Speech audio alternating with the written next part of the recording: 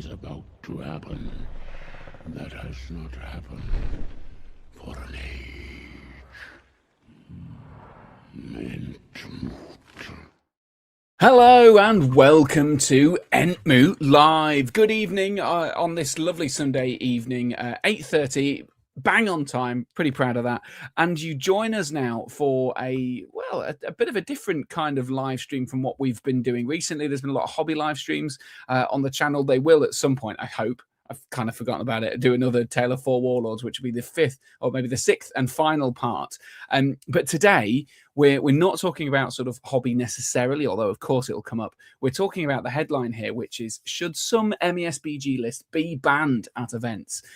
So we've got that, and we've got lots of other hobby talk on the show this evening. But it's not just me delving into the sort of murky waters of Middle-earth strategy battle game at tournaments.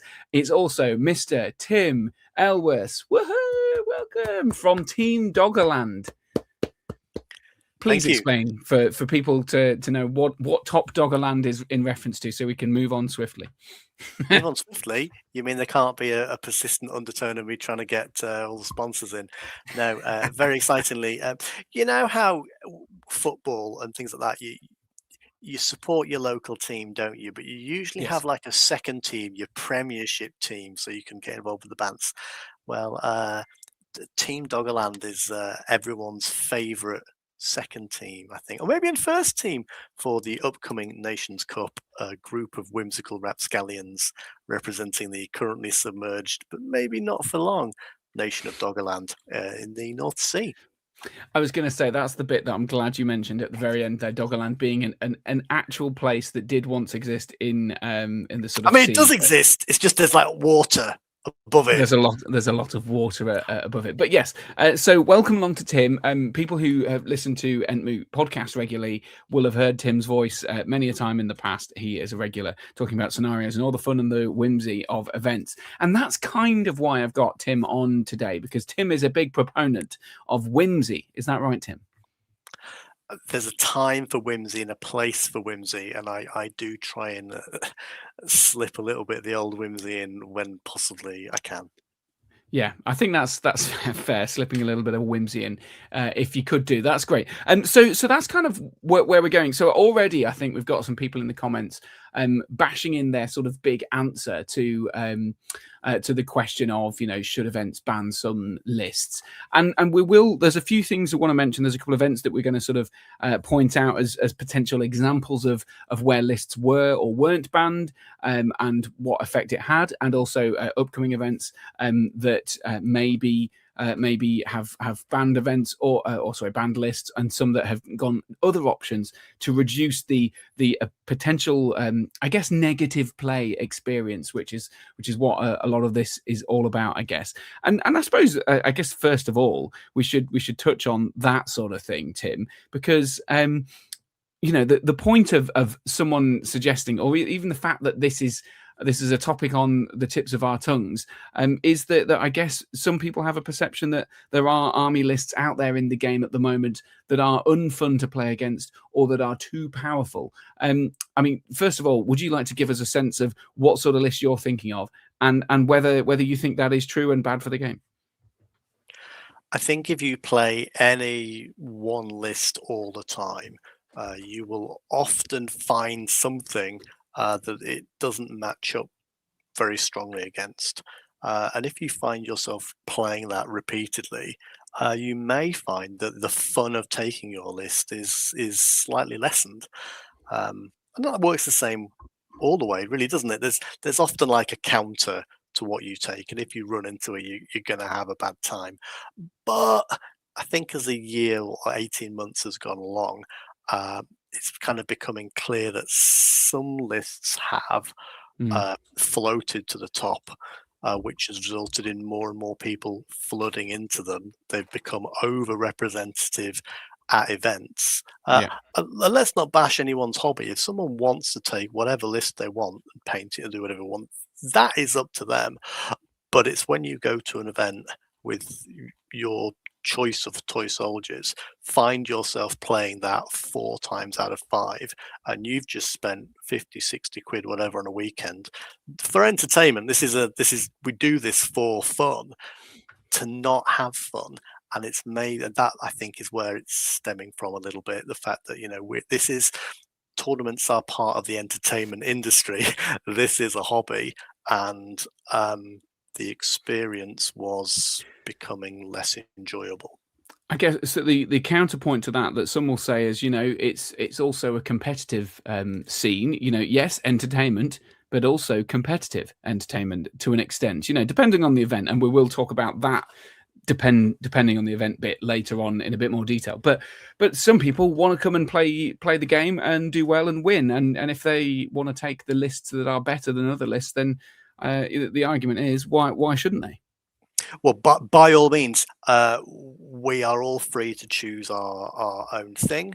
There are events, and we're all free to run our events however we want. I think if you go to an event touted as a competitive event, you should expect, whatever's coming. If you go to an event touted as a fun, fluffy, you should likewise expect the players to kind of respect that a little bit in the choice of things they bring.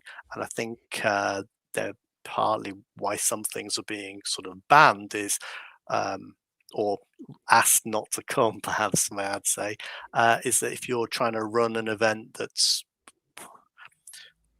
less competitive, and one person or two people brings something that isn't entirely in the spirit of that, then you've got the rest of the paying customers who've paid to come to a friendly thematic event who are not getting what they've paid for. Yeah, that's an interesting point. And the other element I think that I asked you there, but you didn't touch on, was with the kind of armies that that's fine. The armies that potentially people would consider among that pot, and I guess Eagles is one of them. The army of the White Hand with its lightning in the depths of Moria, Men of the West, a couple of others perhaps, dragons with breathe fire, maybe even the Shire with its Lobelia and Gandalf's cart and things like that. And these things ebb and flow, because some of these things were rubbish 2 years ago. Some of these things are great now. Great at winning games does not necessarily, for me, mean a great experience for me moving the models around on either side of the battlefield. And as I said, everyone plays this for different reasons. It's just making sure that those reasons for bringing a list, making sure those reasons for going to an event, making sure those reasons for putting on an event, all kind of mishmash together, I suppose. So everyone's on the same page.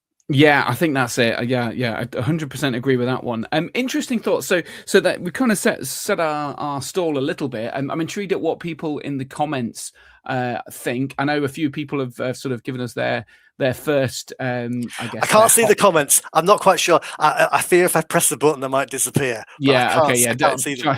No, you won't see the comments unless you got YouTube on the other channel, which might end up looping around anyway. So let's not do that. But I'll give you a sense of some of the things. Instant reaction from Jamie Ailano says, I think some lists do need banning sometimes to shake up the player experience at events and force the top players to find new ways to win instead of just using the strong list. Interesting point. Manic Insomniac says, I have to agree. I think it's a good way to force a bit of variety. Definitely feels like events do a bunch of soft banning already, though, by min or max model counts, which is very true.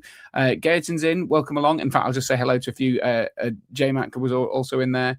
Sean Clark also in there. Good listening, he says, ahead of an event this weekend. Eric from Denmark's in. Welcome along, Eric. Exactly. And Gerson says, as for the question, I'd rather ban the players chasing those lists. Interesting. The goal of MESBG is to play and have fun, not win at all costs. Well, spicy. I like that a lot. It's a great comment because it stirs reaction and emotive responses. But say, for example, some people might say that the Ents are a powerful list this edition, or for example, Eagles are definitely a powerful list this edition. But in the old edition, those monsters weren't considered very good at all. If you've been playing Ents and Eagles for years and suddenly your list gets good and you're good with it because you played it when it was bad, now it's good, you're smashing stuff. Is it fair on you to be sort of tarred with that same brush, Tim? Kind of. My child, my child, he painted all these dwarves when dwarves were rubbish, and now dwarves are really ace. He refuses to take them on the board because he thinks everyone's like that he's like getting into it because of like it's the cool thing. Where he's like, no, I painted these like 6 years ago. I don't think so. I think there's a little bit of a difference between these lists that are good lists in all situations and these ones that are like still fairly swingy because your Ents are quite a small number of models. They're not massively mobile. You could get a shocking scenario. So you've got like a bit of veto to counter that as well. It's I don't know. One man's great list is another man's horrible thing to come up with. So I don't want to pick any of them out particularly for focus. Yeah. But it was an interesting comment about banning players. I don't know. I think that's probably something we should think it's about. very difficult to ban a player, though, isn't it? Because that reduces competition, whereas banning the list that they're able to choose doesn't reduce the quality of the competition in a sense. Because everyone has got. Say, for example, you do decide to ban eagles or something. That means that everyone has the same lists to choose from. Whereas if you ban a person because they always bring eagles, then they might not have a chance to compete and show off their skills with a different army. Yeah, we are blessed, I suppose, where we are in that we have a huge number of events to go to. So it's not like we've only got 1 or 2 to go. We are spoilt for choice for events to go to. So, for example, you, Harry, will go to events that tick a different box to events that I go to. I particularly avoid like 2-day events, and I'm not really a big fan of them. And I will go to the most thematic 80 I can find. So if I go to something that's a competitively marketed event, I shouldn't be surprised to see lots of really competitive lists and all that sort of thing. That's fair. Whereas my view comes from the other side, that if I go to a 80-day, a thematically marketed event that the pack's all about fun, new players, whimsy, blah blah blah blah blah, then I've paid money for that. If I went there and found out like 3 people out of 30 people had brought Balrogs, I'd be like, yeah, shall I come back after lunch? Maybe not. And Well, I've bought in. It's like I've bought something expecting a product and I've not got it. That aligns somewhat with what Alan Cameron says. He thinks TO can do whatever they want and people will come if they like what is being done. That's it. The caveat to that is a TO here, or the way we are over in the UK, is we are an event that's essentially open to the public. So unless we really, really, really micromanage what we put in the packs, there's still the potential for someone to. We can't deny them a ticket or really turn around and say, actually, mate, I don't like what you've done with your list here. It's not quite against the spirit of it. Here's your money back. Yeah, that would cause all sorts of problems, I think. But it's an interesting idea. I'd do it for the sanctity of my event. I'm running an event that's my event, and I've touted it as this, whimsical, blah blah blah blah blah. If there were 1 or 2 people who'd found some loophole to bring something absolutely busted, I don't know. I might have a little word. Yeah, I think that's fair enough. Alan Cameron says banning lists or models is a lever TOs can pull, like points value special rules, whether it's being done for balance, to see different lists, or another reason. It doesn't matter. It's up to the TO. If you don't like your own event with nothing different about it, see how much work it is to get people to attend. Yeah, sorry. If you don't like it, run your own event with nothing different. Yeah, interesting point, Alan. Thanks very much. Getting in touch, commenting on the Teen Spirit. I think that's from. I'm sure I know who this is. Is it Sam Hoodie? Maybe it isn't. Apologies if it's not. Sam Hoodie's in. Teen Spirit. It's Nirvana reference, isn't it? Yeah, it is. Yeah. Never knew. Who knows what list Kurt Cobain would play? Who knows? He said I had a similar issue last edition. Love Rohan, but they became really good, so I didn't really use them as they felt too common and tough. Yeah, so feeling like you cannot use the event, the army that you like just because of it is an interesting thought. Yeah, and I guess Rohan's not great anymore, so you can get them out again, Sam. If a list dominates too much, says Eric, far too much, and doing it in an oppressive playstyle, or perhaps even an unfair way, like Depths of Moria was a contender pre-nerf, there's an argument for banning lists like it. Interesting. Yeah. Depths has got loads of model choices. You just don't really see a lot of them, do you? Yeah, that's true. Well, you're starting to now. I've seen a few people Maybe, with yeah. black shields and all that sort of stuff. Now, here's Robbo 20999. I think I know who Robbo is. I think it's Rob Keane. Monster lists are still being soft banned via minimum model count, even though Barge has been fixed, Piercing Cry reworked, and Breathe Fire changed. Yet, Men of the West are still free to take over. ... Yeah.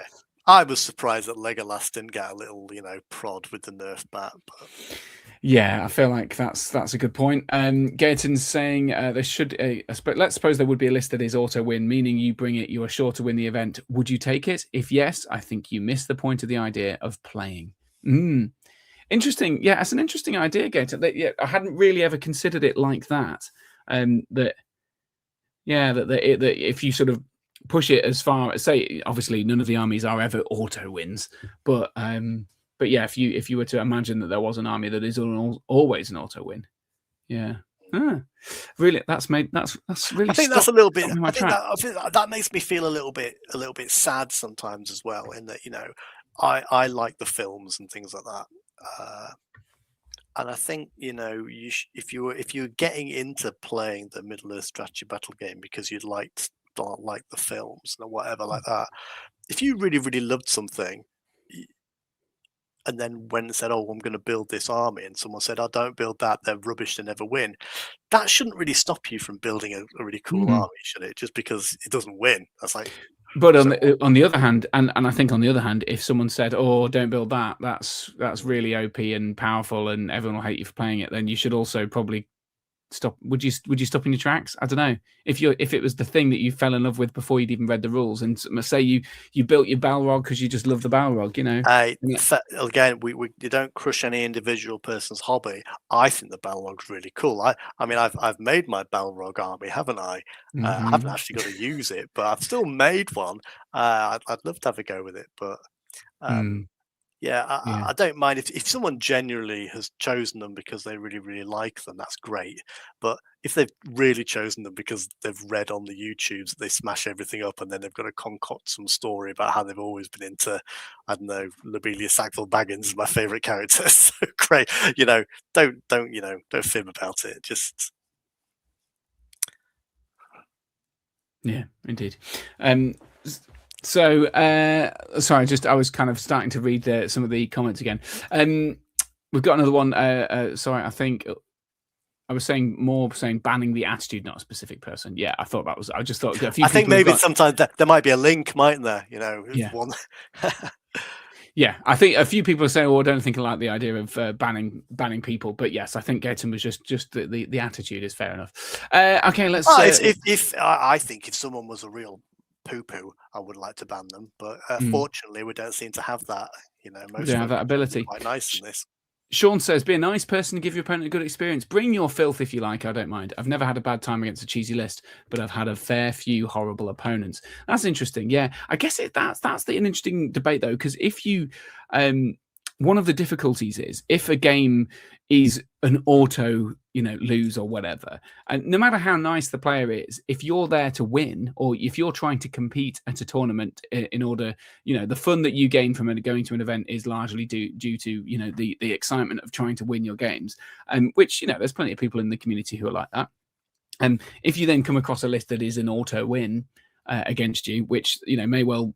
In certain scenarios, I don't know, if you're playing Sauron in Lords of Battle or something, then there's a good chance that you're going to lose. Something like that, then is that unfair on that player? Because the fun of it has been completely sucked out of it for that player who wanted to win and now have an auto lose. Maybe, but this game isn't chess. I mean, there's you can never guarantee like a completely level playing field, and I suppose that's like a bit of there's a competitive flip side as well, isn't there?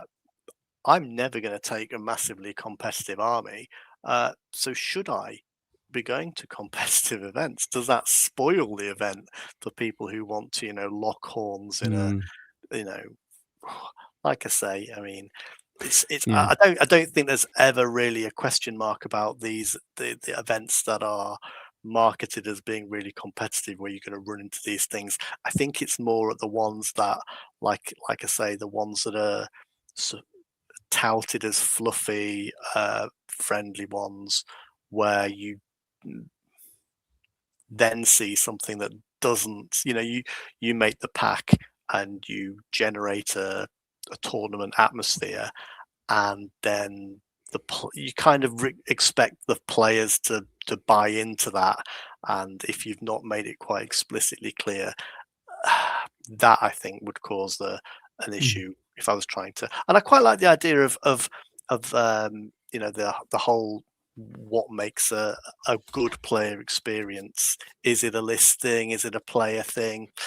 Well, there's so many threads, aren't there? So many threads. We could pull on any one and be talking for a long time. James also makes a point similarly. It says, is the list on the top tables because of the people using it, or simply because it's a powerful list in its own right? It's a big question. Both. I think a combination is probably the answer, isn't it? But say, for example, if you follow the Great British Hobbit League, David Farmer has won a lot of events.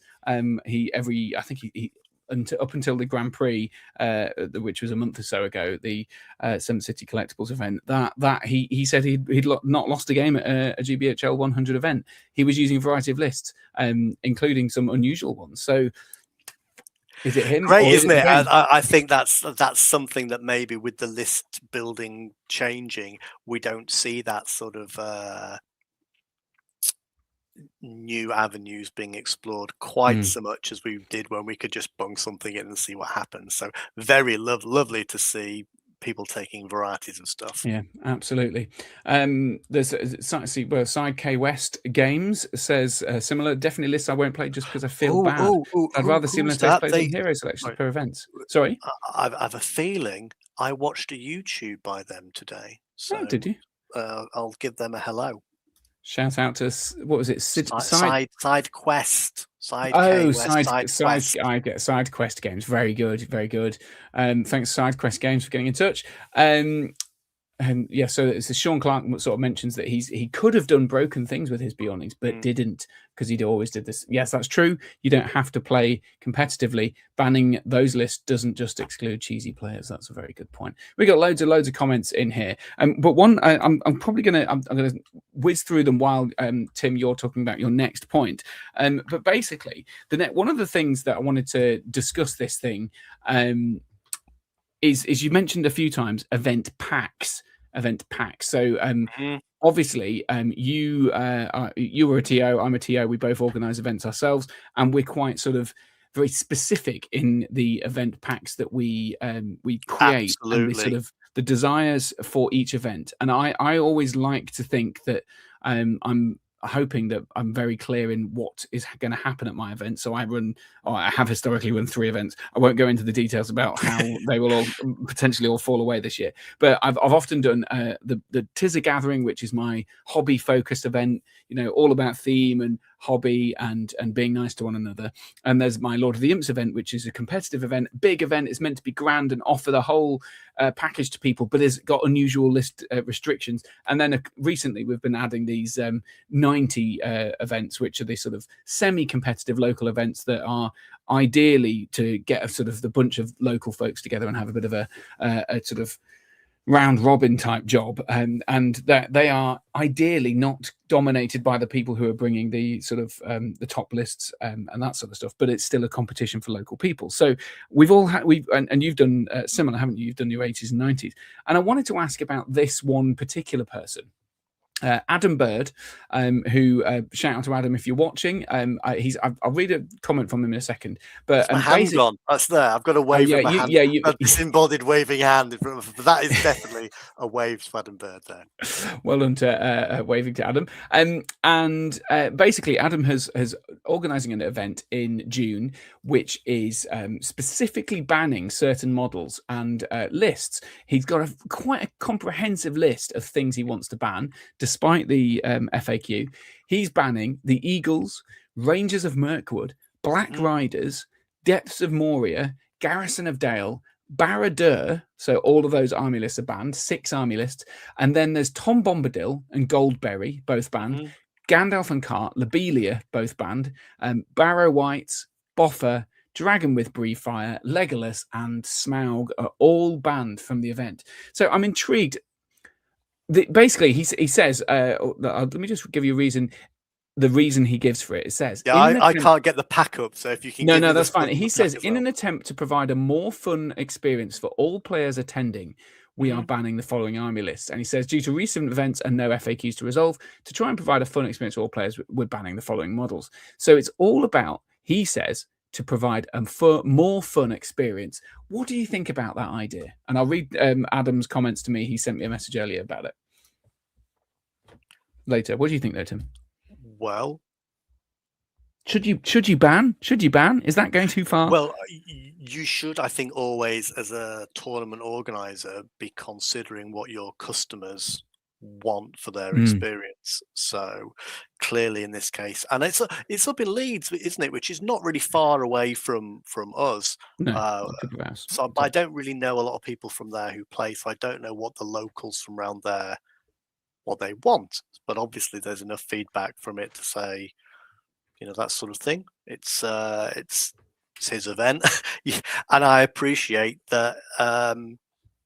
The goal is to make it a better experience for the people that come, which is always going to be, a laudable attempt. That is what we want, is for people to come to our events, have a great time, go away, come with a smiling face, leave with a smiling face, whether they've got like battered or not. That's it's the entertainment sort of business of it. So clearly there have been pre-February FAQ some issues with some armies and the funness about playing against them, and TO is making an attempt to do what he thinks to fix that, which I think is great.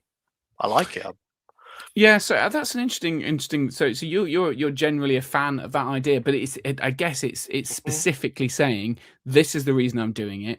Yeah. And and this is why. I mean, he doesn't go into the details of why he thinks those lists are particularly bad or good, or i.e. bad in terms of player experience and good in terms of at the game, I guess.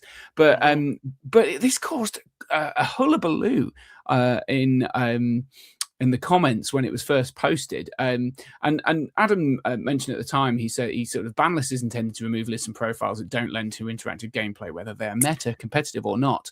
So the Eagle list is banned because of the Piercing Cry, not because the Eagle profile is a problem. So you can take Raddy's Alliance if you want.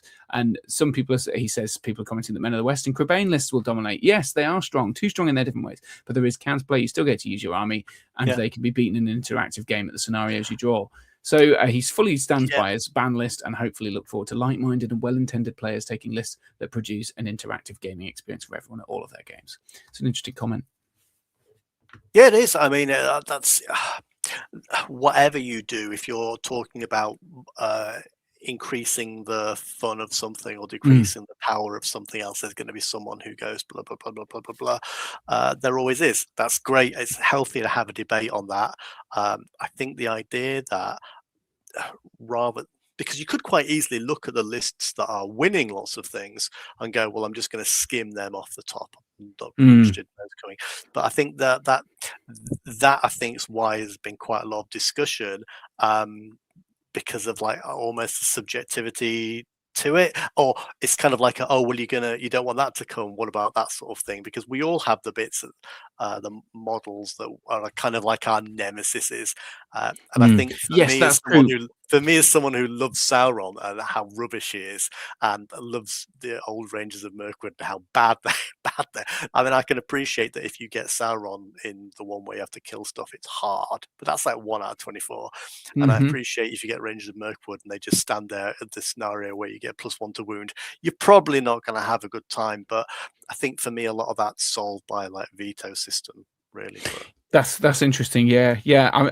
I think you're right. It's a good point to bring up that some people are clearly really angry in the comments because of certain matchups they may have had or not had with certain armies. Yes, everyone's saying. I mean, you'd love as a TO to ban the stuff that causes you the TO nightmares, like that old Iron Hills hero chariot thing. Yeah, you just go, oh my god, I'd love to just ban that because it's such a horror to do any TOing, and I think that boffer dwarf is probably one of those that you as a TO you just don't want to have to deal really with it. want the hassle of dealing with it. So I think banning that is a great thing. I think Bombadil's a similar one, although I don't think any Bombadil's anywhere near as bad as it used to be. But Adam's also added the intention of the bans is to see how it mixes the meta up by removing those profiles that are auto takes in lists they appear, or have an oppressive rule that can't be played against or resisted. Always wanted to promote creativity with list building and interactive gameplay. Absolutely, fully support. What do people think about that in the comments? Let me know.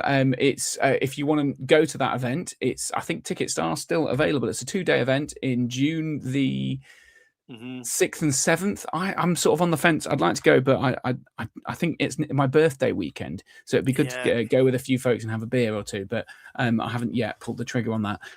But it does seem pretty cool. So I am very much in favour of that. I think.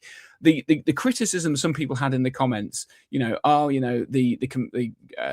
Crebain are going to dominate, Men of the West will dominate, all that sort of stuff. So I don't really mind that, because this is a GBHL 90, if that adds any context to it. It's a semi-competitive local event or regional event.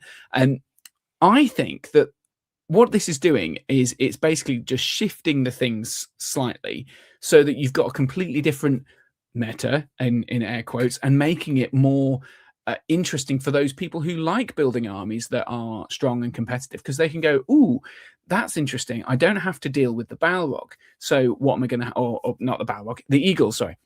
What am I going to have to deal with instead? Men of the West might be quite strong. Okay.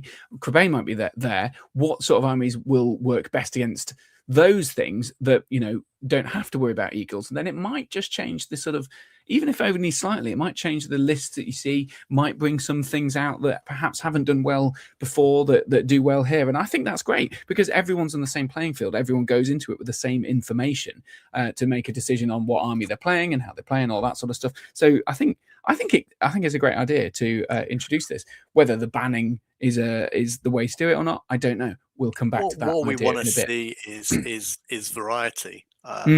What we want to see. Yes. If you're going for 2 days, if you're playing six games, what you don't want is 4 games against the same army or whatever like that. It's variety that kind of makes it spicy. And I think because we've seen certain lists come to the top that and become more used, and because list building is slightly less open, you kind of not only see the same faction, but you see practically the same thing. So that I think would the potential for it being exciting is great. The potential for there being 17 Lurtz's scouts lists is also quite great. So what do you do? But that's not for me to judge. It's an event, it's being run at 90, which is great. It's in North region, that's a lovely region. It's my part of the world. I think it'd be great. I think so. Interesting comments coming in. Manic Insomniac says, I feel like Adam's list is heavy-handed and he really just wants people not to play in certain styles because it doesn't fit his tactical stylings. Maybe his tournament though, isn't it? So that's the thing. Who has the gold makes the rules. It's an interesting point though. Maybe he wants to see games that he is interested in. And as a tournament organizer, that's his prerogative. I guess We'll find out when either it's a sellout or it's not. I would do exactly the same, because I want people to come to mine and play in a certain way. I'll run an event featuring Faramir. I really want everyone to bring a Faramir, and I kind of like go, bring a few more Faramirs. But that is for us to do. You've got to get that balance between selling enough sales to go broke and having the event exactly how you want it. So, but it's a learning experience, isn't it? You do something, you give it a go. If it works, brilliant. If it doesn't, you tweak it and try again. That's exactly what Sam's saying. And if it doesn't suit you, don't go. Exactly. Side Quest Game says, yeah, I'm not going lol. I'm intrigued as to why. I don't know whether that's a criticism of the event or not. I'm intrigued. Ben's in. Welcome along, Ben. He says every event is free to do what they want, but I feel like that list is very subjective as to what is fun and interactive. If you don't enjoy big heroes, trying sucks to be you, I guess. I think there's a spelling mistake in there. But anyway, thank you very much, Ben. Interesting. All fun is subjective. Subjective. Yeah, important distinctions. It's covered both grounds there. It's one or the other, isn't it? Yeah. Well, he also says, I subjectively don't like playing against Legolas every third game. That's true. Yeah, I'd agree.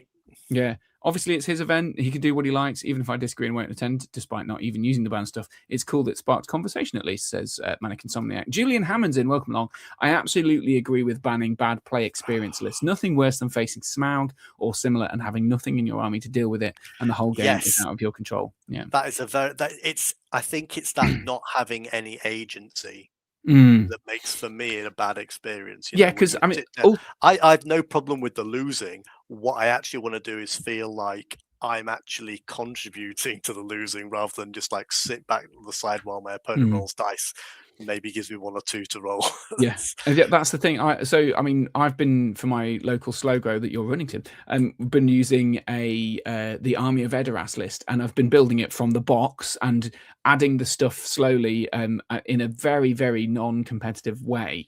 And it must be said that if I took one of these armies the way that I built it at the Slowgrow to a competitive tournament, I'd be absolutely fisted. And if I got them came up against the Smaug or any of the other big armies, I know I would approach it in the sort of positive way that I would like to do it, but also having no actual chance of doing anything in some games is pretty demoralizing, because ultimately, whether you're paying to the kind of the money, I guess, is by the by, you're spending 2 hours and spending money or whatever it is playing that game. You want to have fun, right? And you want to be able to do something, have a little mini objective, even if you know you're going to lose. Having that little mini objective is quite important. But yeah, no agency is kind of lame, I guess.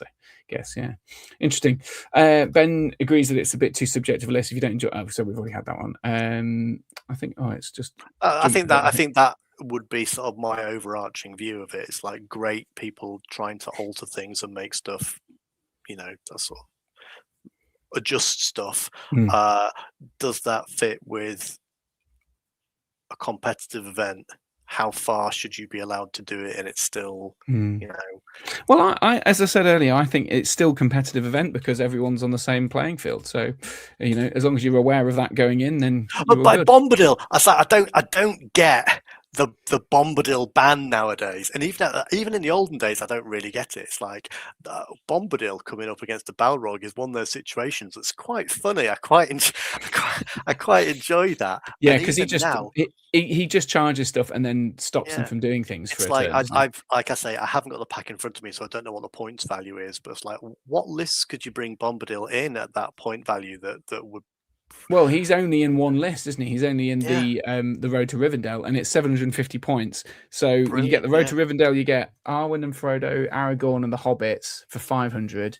With the man with the tray of food and the Lantern Man. So adding 250 points, I think that's Bombadil and maybe Gildor, something like that. So so and it would be a top list, to be fair. I mean, Lantern Man's really annoying, isn't he? I must, exactly. I must admit, he hasn't banned Lantern Man. And Adam did come to my event where I played the Army Road to Rivendell last year. So maybe he saw what I was up to with the Bombadil and decided that's not good. That's not good news. So I can't believe, Harry, that you busted Bombadil. I busted him. I showed people what he's good at, and which was neutering eagles. In fact, I killed the Eagles army too quickly. That's the secret sauce. If you want to beat the Eagles, take the Road to Rivendell. Anyway, let's move on. There's some talk about Golbury and Bombadil. Someone, Josh Crosby, saying, anyone know if tickets are still available to it? There you go. We've sold some. Yeah, they are. They are. Just search for Leads by Example, and send them a message and say you saw us mentioning it on the Entmoot live stream, and Adam might buy me a beer, or Tim, or both. Who knows? It might be good. I can't go, I'm afraid. I'd love to, because it's not exactly far from me. It's ideal for me, apart from my missus has already booked that weekend off the calendar. So unless like a miracle happens, sadly, I cannot go. Interesting. Now, okay, so I wanted to delve back into some older tournaments now, because one of the comments on the post that I made earlier about all of this, basically about this kind of advertising this here live stream. Someone said, Dave Harvey, I don't know whether you're in or not. But welcome along if you are, Dave or David. It says almost like the list building of the latest edition has had a net negative event. Has had a net negative on events. And I said, has it? And he says he personally believes so. Variety is at an all-time low, as is creativity. And I wanted to just flag up a couple of different things. So the tournament Grand Prix, I mentioned it earlier. I'm going to share my screen for this. So let's share the screen. So the Grand Prix is what advertised as one of the biggest events in the calendar and one of the most competitive events in the calendar, but also it's really not that. I don't know why Will keeps calling it the most competitive event in the calendar. Shout out to Will Champion, but it's not. It's the opposite. It's actually a really well-designed event that means that you play some games on day one, and then you're matched in a pod with similar people who have done as well or as badly as you in day two. And there are about 100 players, I think, and here are some stats. And if you look on the left column down the side here, you may see the variety of armies that were taken to the tournament. You might have expected, this was before the nerf, you might have expected lots of Depths of Moria armies, but actually there was 4, which sounds like a lot, but out of 100, that's not terrible. Armies of the White Hand, also there were 4. There was lots of Kingdoms of Khazad-dûms as well, which I think isn't the most competitive, but is solid. Moria had 4, Lurtzer Scouts had 5, and Usurpers had 3, I think it is there. Garrison of Dale 3. So what I'm getting at here is this event had a huge variety. Host of the Dragon Emperor, I took one of them. I think James Wilson's watching. He took one of the others as well. And some of these lists aren't the most competitive stuff, but there's a hell of a variety. Last Alliance, Dragons of the North as well, Men of the West. Only 2 Men of the West lists, which is crazy, isn't it? And then look at all this. Look at the depth down here. There's Garrison of Athelion, there's Bjornings, Breaking of the Fellowship, Harad, Defenders of Pelennor, all this sort of stuff. So what I oppose to you, I realise it might be hard to see on this screen depending on how big you've got it, but that column, you being me?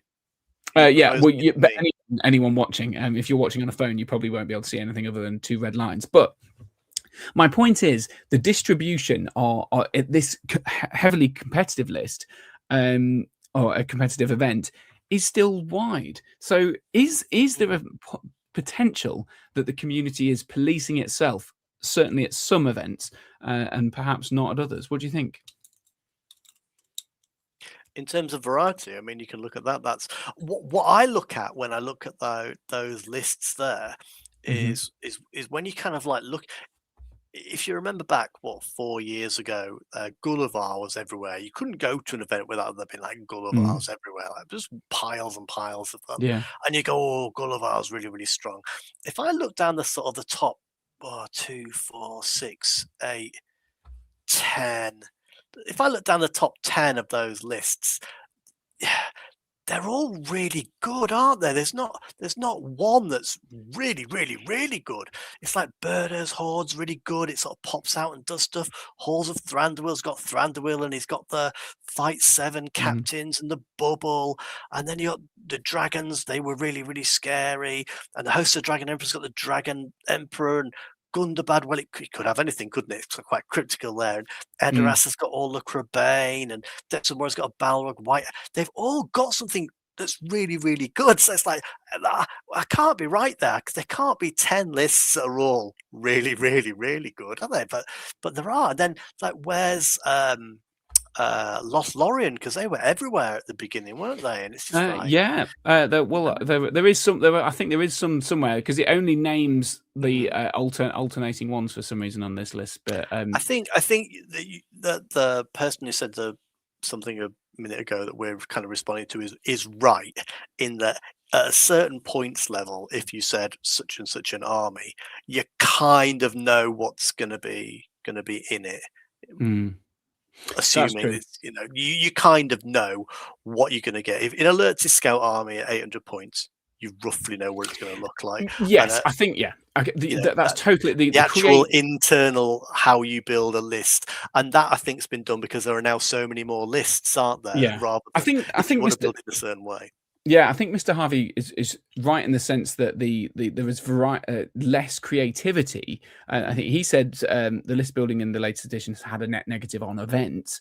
I'm not convinced it has had a net negative on events, but it will depend on the event you're going to. If you're going to local competitive events where you've got a couple of people who are really duking it out to try and beat each other all the time, and therefore they're only ever taking the Balrogs or the Balrog or the Men of the West or whatever it is, if those 2 or 3 people or however many it is in your local community keep taking the hard lists, and there's only 20 of you in your community, that's a quarter of your community. Whereas if you're going to the really big events, you're getting hundreds of people or 100 people. And hopefully, although you might encounter the 5 or whatever it is, 4 Army of the White Hands and 4 Balrogs, they're still only a small percentage of the list. So I think this is what I think is a big advert for going to big events that have a kind of other reasons to go to it. I would even say going to events outside of where you normally play. Because yes, I often find it surprising when we travel around the country how different groups of players play in a slightly different way. So it doesn't surprise me that Lord of the Imps, all our local Lincolnshire players end up in the bottom half because they've learned from me, haven't they? So whereas when we go up to like to Newcastle or across different parts, there's kind of like the different players almost playing like different styles. Well, and also nice I was just going to say that different styles. There's almost different communities kind of perhaps develop out of different scenes. Our Lincoln community has developed primarily, I think, by a prod from me initially, because I'm interested in the films and I love all that, and so I've been poking people and slowly convincing people it's a good game as well as being based on an IP that I like. But then that's been developed by yourself and others. So we've started from that themey kind of, we like Lord of the Rings, let's play this game, and then other people might have gone, 40k is not as good as it was anymore, and maybe they've got a community of people going, well, let's try Lord of the Rings. Oh, this is actually really good. It's a well-designed game. Let's play this. So and that community may well develop in a different way and bring different stuff. So it's really interesting. I just think all of that fascinates me. And another example of this was that at the 80 GBHL 80 event that I went to at the weekend, which was an absolutely fantastic event, Spring Fate in the Shire it was called. Really great idea for an event. There was lots of cool stuff like hook a duck to decide the scenarios. Very whimsical. Very, very whimsical. There was a little wheel that you spun. Well, basically, if you had your army, you got a raffle ticket for each hero in your army, and then your name was drawn out, or your hero's name was drawn out, and you got to spin a wheel to either give it a bonus or win a prize. All this sort of stuff. Great whimsy on display. Beautiful, beautiful boards as well. I saw some lovely, pictures. Very densely packed boards. We played on a great one with some big old Warhammer Fantasy Battle castles, which was awesome. And yet all this, and I think in the event pack, I don't know the exact wording, the event pack was something along the lines of whimsy. It said whimsy in the pack. It literally said the word whimsy, didn't it? And yet, in fact, the quote is here somewhere. Where is it? Oh no, it is. Yeah, it was whimsy. Anyway, and yet the winner of said tournament was someone who brought the Eagles. And I don't know whether they just. I don't know whether you think that's disgusting, do you? I mean, yeah, I do. That for me ticks. Okay, I haven't got the pack. Clearly, Eagles weren't banned. No, nothing. I don't think anything was banned. But it did say in the it's a whimsical 80. Mm-hmm. Phil, quickly while I go and read the pack. Okay, fine. So, yeah, it's a whimsical pack. It's a whimsical 80. But yeah, it had Eagles. I can't find it. I can't press the buttons at the time.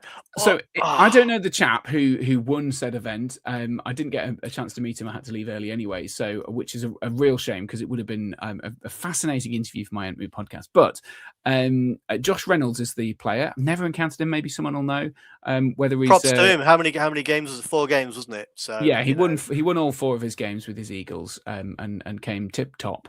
Can't deny it then, can you? That is as per the pack. That's quite right. But should he have been bringing the Eagles? No. The question is, do we think that Josh Reynolds here has gone there to club some seals, or do we think that Josh Reynolds is someone who maybe didn't know that the Eagles were a taboo thing, and that perhaps he thought, oh, I really love the Eagles. I've loved them in the movies. What they saved the day, isn't it great? Oh yeah, I'll paint up my nice Eagles, and then head to this tournament because it's my first ever tournament, and then absolutely rinse everyone because he had no idea how good they were. There's every chance that's the truth. But either way, he has done well. What do you think, Tim? Having had a glance at the pack, I'm not going to go on live YouTube and criticize Josh Reynolds, throw shade on someone I've never met. No, of course not. And I have no idea either way. But I will come back to the fact that if because might be the only event he gets the year. But if I'd have looked at that pack and gone, this is whimsy personified. There's ducks and fates and all that sort of stuff. Yeah. And I'd brought the whimsy and I was in my fancy dress and all that sort of stuff. And I'd driven down there and paid my money and I got round 1 Eagles. I would have just gone, oh, for fuck's sake. Yeah. And I would, I wear my heart on my sleeve. I would have made a face. You would have made a face. I've seen that face before. It's interesting. I wonder what. So, do you think I would have had a good go, but I'd probably have got something. I'd have probably got some like dog crap list, and I wouldn't have minded that. I wouldn't have minded because. Let's assume that Josh is a good guy and he loves the Eagles. He plays Middle Earth Strategy Battle Game. You've got to be a pretty decent guy. You've got 6 out of 10 already. Yeah, exactly. Do you think that the tournament organisers should have rejected that list or told them about don't you know that Eagles are a bit iffy? Nah, tournament organisers really post nice. FAQ. He's very, very nice. Yeah. So you've got to be a horrible tournament organizer like me to have gone. Yeah, it's an again that was an event, and I've looked at it on the Tabletop Admiral with what looked like a fairly decent wide variety of lists. Yes, and full excitement. And I hope no one else has done like who's all winning all the events excitement. But it was a Khan Doom came second, and I think that for me is just kind of like it's awesome. I'm very excited that Khan Doom came second. I'm more excited that Khan Doom came second than Eagles came first. In fact, I am. The fact that the Eagles came first, I don't care about at all. And do you know who the Khan Doom player lost against? Eagles. Did it? Well, yeah, he won 3 games, lost 1 against the Eagles. Yeah, again, but then you had the whimsy of the Ducks pick the scenarios, so it could be. Well, let's face it, Ducks and Eagles, they could have been in it together, couldn't they? We don't know whether it was sort of like winged creatures. Interesting. Sort of doing a bit of information hot off the presses here. Have we? Julian Hammond says Josh played Eagles at the GT, so fairly sure he knows how impressive they can be. Fair enough. Yeah. Interesting. Great. It might be. It might be someone who's only got 1 army and it's Eagles, and he loves Eagles, and his dad trains Eagles, and all that sort of stuff. Big on Eagles, and it just happens that they're absolutely crushing everything. Fair enough. Winning 4 games, fair enough. But that is an example, in my opinion, my personal opinion, of when you've paid all the stuff to go whimsical, doodah. I would rather not see that. Eric makes a good point. What a conspiracy we are unraveling here. Ducks and Eagles. I just said that. I literally just said that. Yeah, it's almost like you're reading off the same hymn sheet. If we were reading off the same hymn sheet, I would have said the word in Danish that Eric said I'd buy me. That is very true, and I'm sure Eric is head in hands looking at your background at the moment with that reference as well. Anyway, I'll move on. Yes, yes. People may have noticed that Tim is in the middle of the Last Supper there. Anyway, or in the middle of the Doggerland flag. We did see a David Miles comment earlier saying something along the lines of hashtag where is Doggerland? which is very amusing. There are loads of comments that I've missed. I do apologise. You clearly all having a great fight in the comments box. Do apologies for. Are there any slagging me off because I'm sure there are. We better There's address just so many. them now. I can only assume that they're all taking the piss and getting angry at you. But it's interesting. Everyone's having a good debate themselves, so that's great. But thank you very much for all the comments. It's going to be hard for me to keep up with everything that everyone has said. So tricky, isn't it? I mean, it's you never quite know where to pitch these things, but fortunately, the community is quite welcoming to trying stuff, and if it works, brilliant. If it doesn't, you just dust yourself off for the next time. Indeed. I think it'll be. So I was going to say, so writing drawing a line underneath both Adam Bird's and Scott's event, the Melton in Middle Earth one, where the Eagles won.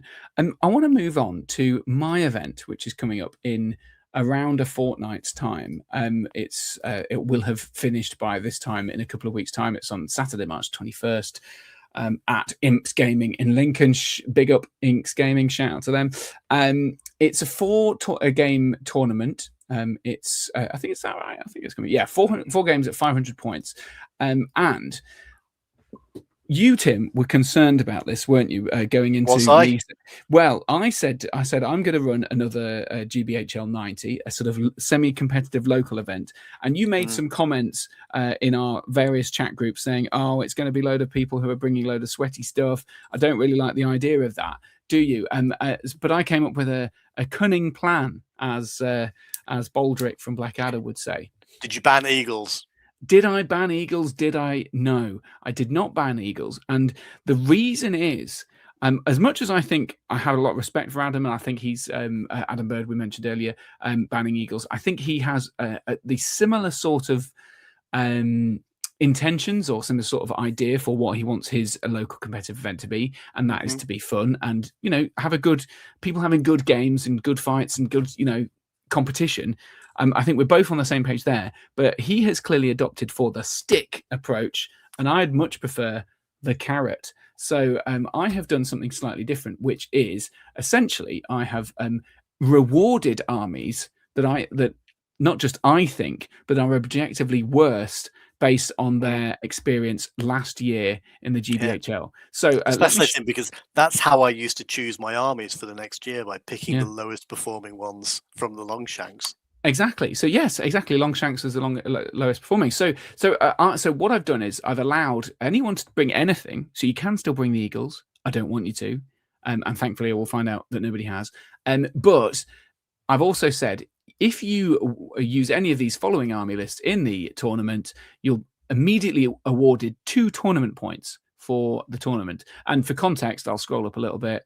You get where is it? You get, because I can't remember off the top, 6 tournament points for a major win. So if you won 4 games, a lot of tournament points. Yeah. So it's the equivalent of a draw. And secret objectives as well. And we've got secret objectives. We get a 1 tournament point per secret objective. So that's 4 points tournament points for secret objectives, plus 2 points for your thingy army, which is the equivalent of a major win. So it's almost as if I did all this maths deliberately. And these are the armies. And they're not just me conjuring up armies that I thought are bad. These are all of the armies that did not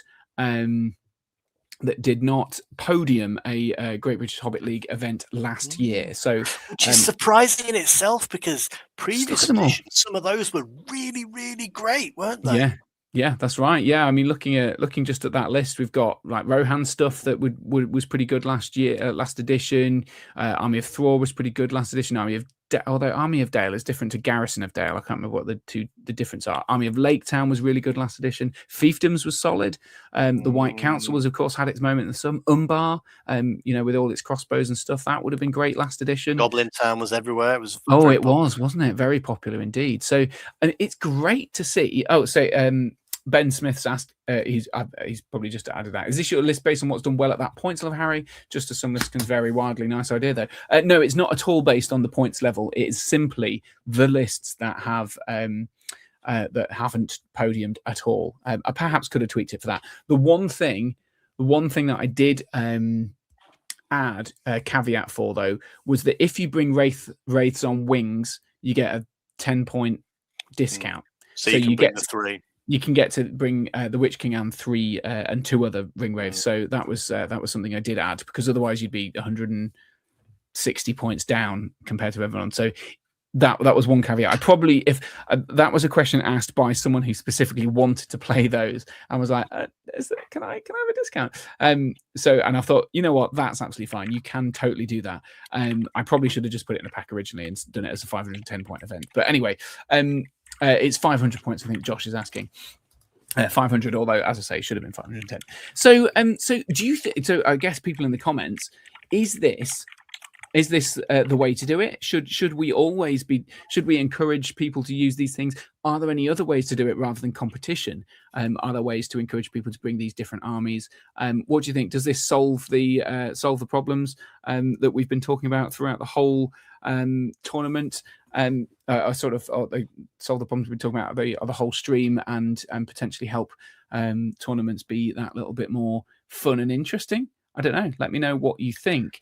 Tim, what do you think? Is this the right solution, do you think, to the problem? That's your solution, isn't it? So it's right for you. You could just end it right rather than right for you. No, I think the proof of the pudding is in that player buy-in, because you've laid out what your pack is to be for a certain reason, and I'll put it to you, if before you saw what the lists are, if 5 or 6 people who we didn't know, we'd never played before, turned up to this event with 3 Balrogs or whatever, would you be happy with that?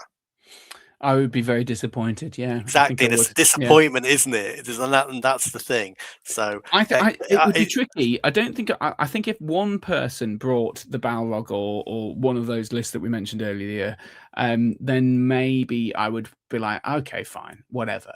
But if multiple people did, then I'd be a bit annoyed. Yeah, exactly. Definitely. So the proof of the pudding is very much in the eating.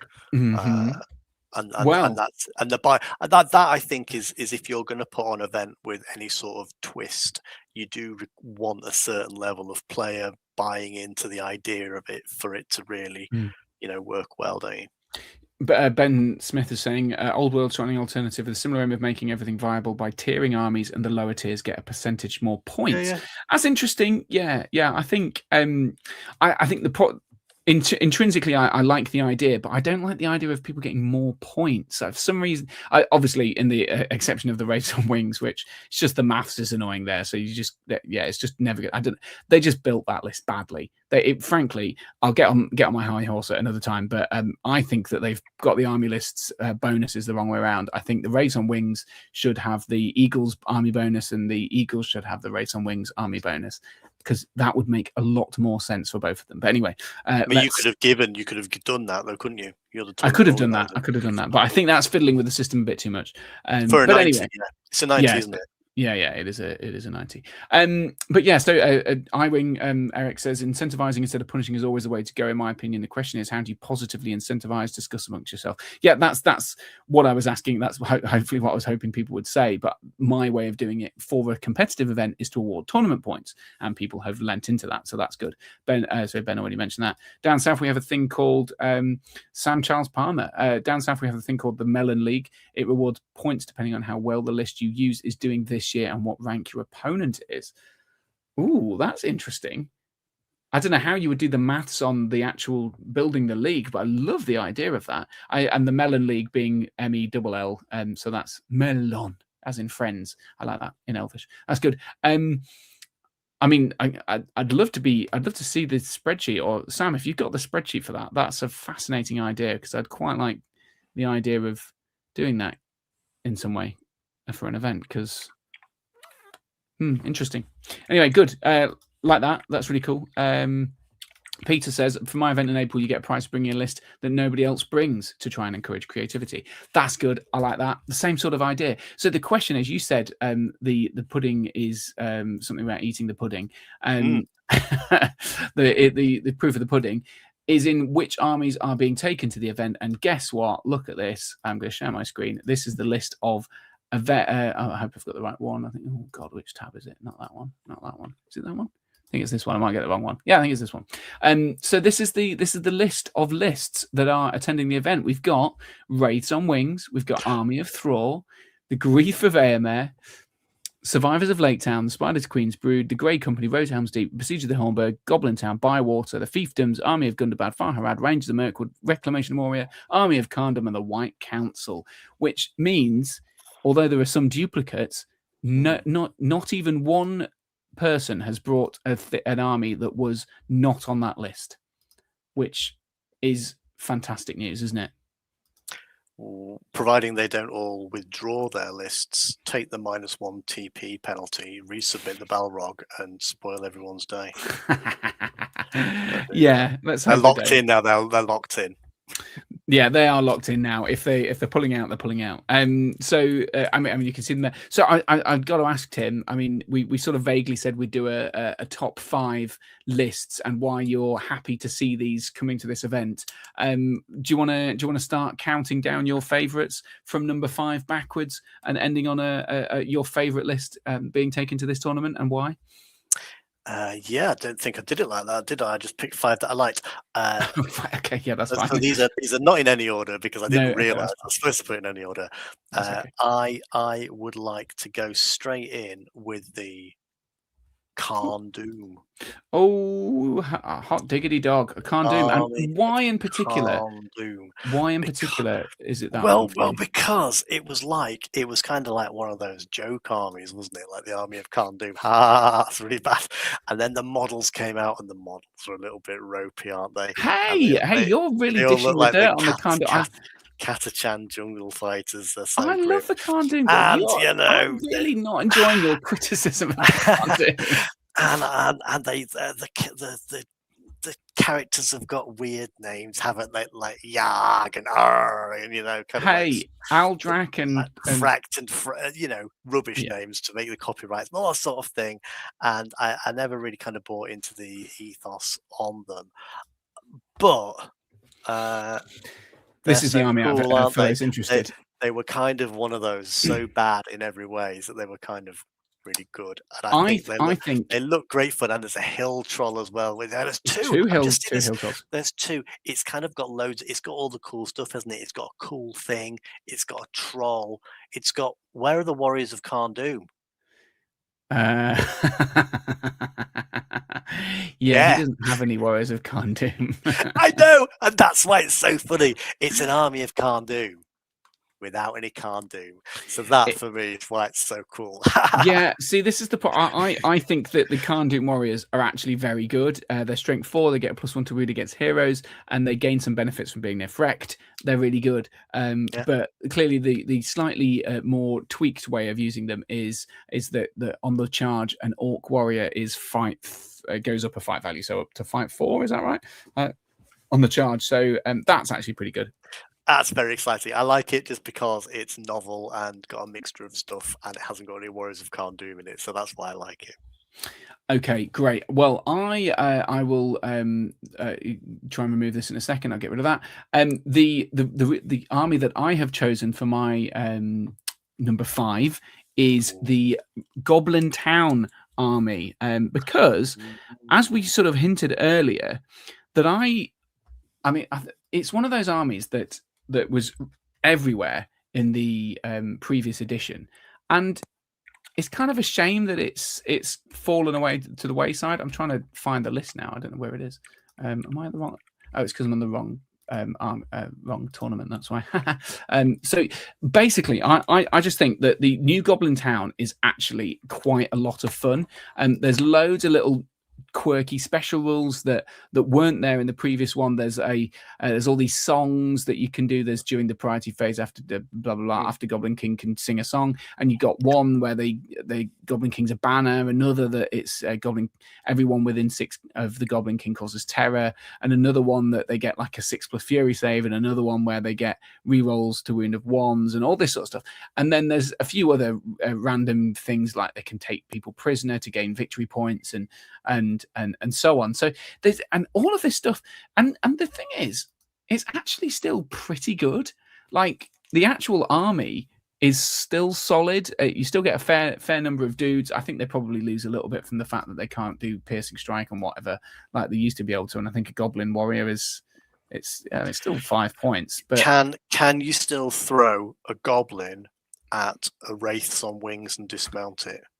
For an event that has had Wraiths on Wings buffed, can both the Wraiths on Rings list have to play the Goblin Town? Because that would be yes. You can still do that, and he's got a range of 12. It counts as a throwing weapon. Brilliant. And the Goblin King hits on a. And can you still have Gollum? No, you can't have a Gollum, which is probably why we haven't seen this. Oh no, I think you can have a Gollum, but of course you can have a Gollum, of course. But the ring isn't as useful as it used to be. But we don't even know. We haven't seen it this edition. It's just like where has it gone? It's so only coming because of the fun of spending a whole day throwing at the goblins, the Wraiths on Rings. It's just going to be brilliant. Absolutely fantastic. I was going to get the list up, but there's not a lot of point. It's just the Goblin King. There's got to be a Caramel Freddo. There's a Caramel Freddo on offer if you dismount the Witch King off a Fell Beast with a Throwing Goblin. I really hope people don't do that. All right. Well, anyway, what was your next army that you are pleased to see turning out to the event that we're running in Lincoln? I am pleased to see the Lake Town. Oh, that's not an army I expected you to say. Why is that? Tell me why. Pray do tell.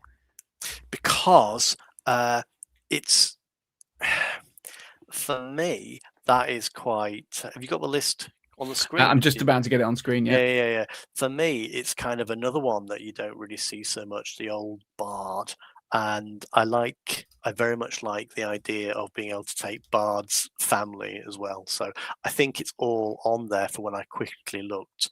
The only thing it's missing, which stops it being like top tier, is there's no Alfred. But apart from that, look, it's Bard the Bowman has exchanged his great bow for armor and a horse. You know, that's great, isn't it? It's Bard the Bowman. He's with no bows. You see where I'm coming from now. That to me ticks a lot of Tim boxes. It's got some Lake Town militia who are still awful. Yeah, the models are awful as well. I hate those models. But well, you know, I don't see. The thing is, I don't even know why it's considered worse now. I mean, I assume that it is, but I couldn't tell you exactly why. It's great. I love that scene in the film where they're dragging chunks of Lake Town out of the river, and they all look bedraggled and rubbish and that sort of thing. They look like a great bunch of peasants with like Bard there. I like a lot of the Lake Town aesthetic. I just never really liked the idea of putting loads of them together. So I'm pleased to see that because that's been a long time. Little fluffy hats that I'm not a fan of, but yeah, he still gets a lot of the special rules he used to have. He's got Mighty Hero and Fearless, so that's pretty cool. So you get a +1 for fight value for folks within 6 inches. That seems to be quite good stuff. But I think is it the Lake Town militia are just really expensive now for what they are? No, fight 2 for 6 points. Is that good? That's bad. No, that's crap. But you know, and they're really expensive as well. I think they're one of those armies that you could really go to town with, like all sorts of bedraggled peasants and things like that. So I'm pleased to see it back on the tabletop because again, it's another one I've not seen for ages. Very excited. Exactly, it's almost as if these things we've done it right. We've done it right. My number 4 favorite one that we're seeing come to this event, which we haven't heard about much recently, is the Grief of Eomer, which should now be appearing on screen. Because although slightly disappointing, it's not Eomer and Imrahil in this particular version, but I do like the fact that it's using a different version. It's got something a bit different. We've got Eomer who's like really high fight, and there's lots of warriors sort of on foot there, which is cool. I assume also because it's really hard to get the riders in there because the bow limit restrictions and stuff. But it's great to see it. Great to see it making an appearance. It must be said. It is, and I like it because I'm not quite sure if I remember rightly, but I think Eomer has to charge, doesn't he, in the Grief of Eomer list? Is that right? Yeah, I think he counts as already having activated that special rule. And there doesn't seem to be a lot of stuff to screen off Eomer, which is good because Eomer should be charging and smashing stuff up. So I think that's quite exciting. Well, what is your number 3 option? What is your number 3 favorite? My number 3 option is the Army of Gundabad. Oh, now that's a curious one. I wasn't expecting you to say that because I have seen that quite a lot in the last edition. But why Gundabad in particular? Well, again, I like this one because it was not at all the list I was expecting for a Gundabad. And when I clicked on it, I was like, "Ooh!" And when you clicked on like it, you that. saw something along the lines of this. I hope so, because I can't quite remember all of it. It was. It's this. Yeah, here we go. Yeah, I liked that. I was kind of like. So this is just Where's Gundabad Bolt captain, gone? Gundabad captain, and mercenary captains. And then I said, like, where's Azov gone? Mm. And I was like, where's the banner gone? Well, no, but they get that banner built in, don't they? They get this sort of random once a turn. So this is Gundabad gets like it gets a once per turn. It's basically the old signal tower. You get a banner for one turn, and then you can get fearless the next turn, and then something else, and then you can alternate them, but you can't use them. That's cool. I like that. I like that a lot because. And I think it means that you can get. Does Gundabad or Captain get Master of Battle or something? Because that's pretty strong. I have no idea, but yeah, even no idea. so, Maybe not. Maybe not. You know, that does a lot for me because I love those. No, it's only if it's I love those warriors of Gundabad models. I think they're really like the aesthetic for them. I really like those. And from experience of putting them together, bonus points for anyone who puts lots of those together. I like that list. I think that's quite nice. Yes, that's fair enough. Well, my next choice, which I've yet to get on the screen, is the Battle of Bywater. So, of course, the Hobbits, the Shire, getting a bit of a rum deal in terms of criticism at Adam's event because of the banning of Lobelia and of Gandalf. But of course, this option is still very much a viable option, and it is led by Merry and Pippin, Frodo, and Sam, doing it right, I think, in terms of choosing your heroes like that, as well as Robin Smallborough. It's got an amazing 46 models, but that's a proper army. That is a proper Hobbit army. Mm-hmm. That's what you expect to see in the Shire from the Scouring of Shire, right?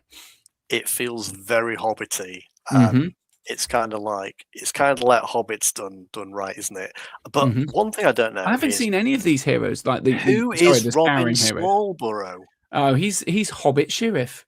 I know. He's not the one that puts stupid plant pots out, is he? No, I think he's the one that gives the sheriffs the ability to go two-handed for free. So, which of course, sheriffs are 60 points. Nice. Yeah, but then it's less of a disadvantage. It's less of a bonus now because if a sheriff goes two-handed in these days and rolls a 6, they still get. To do the damage, but it's still good. It's still good. I think as well. I'm drawn to armies that have leaders that are fundamentally a bit crap. Well, that's fair enough. Yeah, Merry is not good. It's fair to say it is not good. But anyway, so move on. What is your next favourite list? My next one is the White Council, and I never thought I'd say that. Never thought I'd say my favourite second of my 5 choices was the White Council. Well, it's funny you would say that because that is also my second favourite list at the tournament as well. I'm just going to get it up now for you because, as you say, the White Council was the bogeyman very briefly in the last edition. I mean, we're talking, I think, for a few months, and then suddenly it was like, actually, no, it's not very good. But this is a great way of building it as well. We've got Saruman, Thrain the Broken, Radagast, and Gandalf the Grey. Radagast the Brown, that's the one for me. And I must say that I did have a little bit of insider bants on this list, and I was like, you did you? I was like, well, Radagast the Brown would be what I would take. So I'm really pleased to see Radagast the Brown. Well, it's interesting because I mean I don't know what's happened to these guys, but I feel like they used to have like a number of attacks equal to the number of wounds, but I don't think they have that anymore. So they're now less good in combat, but slightly improved in the sense that they I think Saruman's got 2 attacks, Radagast's got 2 attacks, Gandalf's got 2 attacks now. So rather than them going up to the mighty of 3 attacks, they're now standard at 2, but then it doesn't go down below 2 if they lose more wounds. But and it's they have the change in points values as well. And the is that true? They're about 170 for Saruman, and Gandalf Radagast 145. So but they do get special rules. Saruman gets friendly models within 3 inches can re-roll 1s to cast in a magical power. Gandalf gets they re-roll wound rolls of a natural 1 and making strikes. And Radagast is they may move through difficult terrain without penalty within 3 inches of him. So and partially why I like this because there was that sort of in the film, there was that sort of implicit view between, I think, Gandalf and Saruman. One of them thought Radagast was, brilliant. One of them thought Radagast was, shit. So I'm very excited to see whether Radagast will, because I've glazed him so much. I think at one point Saruman goes more further to say that he's basically been eating too many mushrooms, and also in the woods just eating magic mushrooms. The person who brought this list has also made the effort in giving their list an interesting name. They haven't just called it list. I didn't notice that. Is that a thing? Yeah. You have to scroll down to the. No, I've lost it now. I've lost the page. But it's great to see it because it's got a naughty word in, and YouTube might throw us off. Nice, and also the fact that they've clearly chosen a specific moment, and it being the including Thrain the Broken in the list is a nice bit. That Gandalf's there, Radagast and Saruman have just turned up to save them. It's a cool. That's what I would have done. I would definitely have done it for that because it's cool. Right. I like it. So that leaves. So that was both of our number twos. What is your number one favorite list? I mean, bearing in mind yours are all in a kind of mix up anyway. Well, no, this one is actually my favorite one. My favorite one is the Reclamation of Moria list. The Reclamation of Moria. Oh, that was a close second for me. Why is it? Sorry, a close. What do you call them? Honourable mentions. Near miss, yes. Yeah, near miss. Why would you say Reclamation of Moria? The person who's brought this list has submitted a list, so that's always good. Yeah. Number 2, they have also given their list an interesting name, which is I like that. And third, it's got the Barlin. The Barlin, I think Barlin has kind of like missed out a lot because there are so many choices to get him in it. And it's got the Barlin, which is ace, and it's got one of those interesting, weird army special list bonuses that allows you to gain like extra VPs, and I'm a big fan of those. Yeah. If you control more objective markers or are in possession of more objective markers than your opponent, you gain an extra 2 VPs. Oh wow, that's quite good in those scenarios. If you've actually got them, and when your army is broken, you get +1 to wound. It's like a desperate, it's like a kind of like fight to the last. And the dwarves, so they get I think they still get the dominant 2 on some of the warriors. But this list, is that right? I think the dwarf warriors still get dom 2, don't they? Maybe I don't know. Maybe they do. Maybe well, anyway, even if they don't, if they're this army has got 10 Khazad Guard, which is one of my favourite models. So well, you know what I was going to say. I like the look of this list because it's not just a Reclamation of Moria list. It's also got the mixture of everything. It's got like a little bit of all the things that make a dwarf list nice. It's got some Iron Guard. It's got some Khazad Guard. It's got some dwarf warriors. It's got some dwarf rangers, and it's got some iron. It's really really cool. So I like that. Josh. Saying you don't get dom 2, so that's good. And free heroic defense for trapped heroes. Is that what's that? That sounds exciting. If that's from this. Here you go. At the beginning of the fight phase, at the start of the declare heroic action steps, any friendly dwarf hero models that would be considered trapped may declare a heroic defense for free, even if they could not normally declare a heroic defense. That's awesome. What a great line. I actually think that sounds like a really good list. I assume Barlin's absolute crap, so that's probably why it's not being seen. But I doubt it. I mean, he's like 3 mites. 2 attacks is the weakness, isn't it? Yeah, he's got his. Does he not have his Masterforge 2-handed? He does. He does have his Durance action. Reroll in the duel, so he can now spend a point of will to reroll priority. So potentially 3 rolls of priority. Lots of toys, lots of different models. Like it a lot. Like it a lot. Anyway, Well, what do you think? What do you think my number one list is?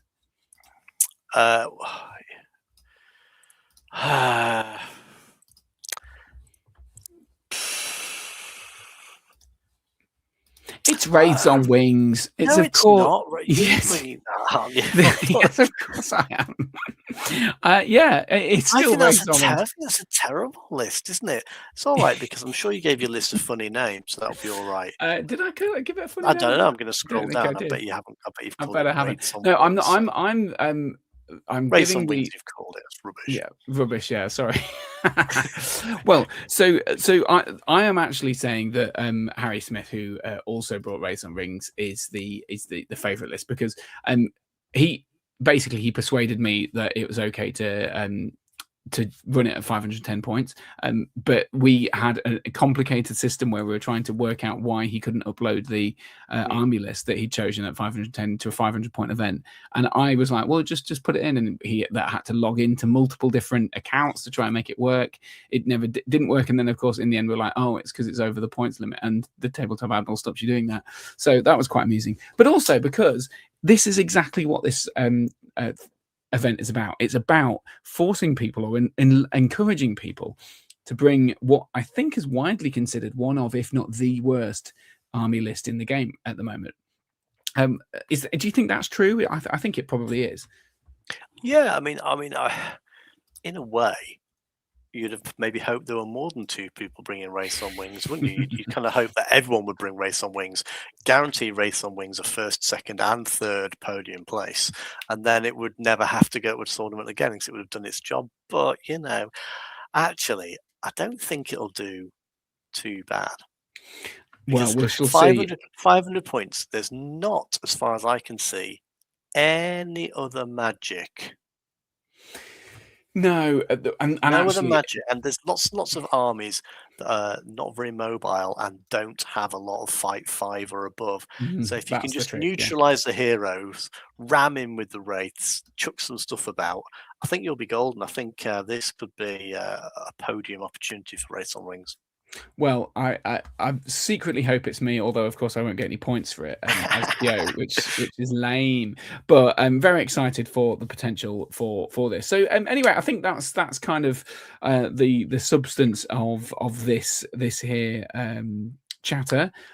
We've kind of gone around the houses and talked a little bit about everything, but I kind of wanted to sum up here, Tim, with your kind of assessment, obviously, of the main point of this, which was should lists be banned at events. I think my conclusion is lists don't need to be banned at events, but there's certainly a way to make things more interesting. What do you think? I agree. I fully respect, almost to like a US Constitution level, the freedom of tournament organizers to do their own thing. And while as soon as you deviate from a standard tournament, you're going to have people that like it, don't like it, and have opinions about it, and they'll generally vote with their wallets. I still have a big problem with not with competitive events, but with ones that are touted as either beginner friendly or this, that, and the other, and there's no mechanic to say, look, mate, that's not got the like you want players to buy into what you're trying to do, and that for me is where things start to rankle a little bit. I also I think you're right in terms of